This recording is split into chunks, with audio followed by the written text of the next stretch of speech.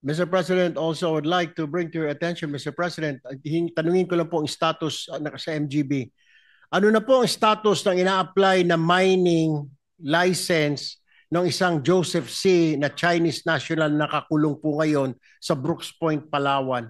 Ano na po, binigyan niyo na po ba siya ng permit para mag-operate? Gayong hindi po siya Filipino national na patunayan, Mr. President, nasa kulungan ito ngayon, Mr. President.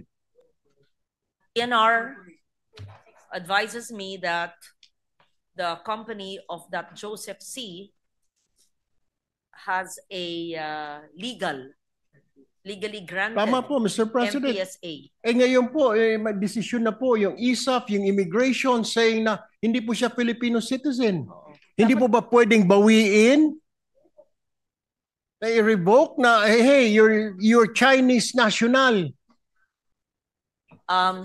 Maliwanag po, 'di ba, sa mga balita na kaya nakakulong nga siya, nag-misrepresent, hindi naman siya Pilipino. Tama ba ho? Exactly, Mr. At President. sinasabi ko sa MGB na dapat na-revoke na yung permit dahil may misrepresentation. Tama ba ho? Tama, Mr. President.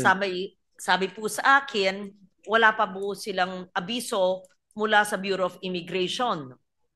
Mr. Gusto nyo, isuspend natin tong hanggang gawin nila yung aksyon. Exactly, Mr. President. Nila. That is my point, Mr. President, because they're not doing job. Kanina pa po, hindi nila masabi mga questions na tinatanong po natin. Why will we fund an agency 27 freaking billion pesos na hindi naman po nagagawa yung trabaho? Ginagawa nilang gatasan itong ahensya na ito. Ever since, Mr. President. Why?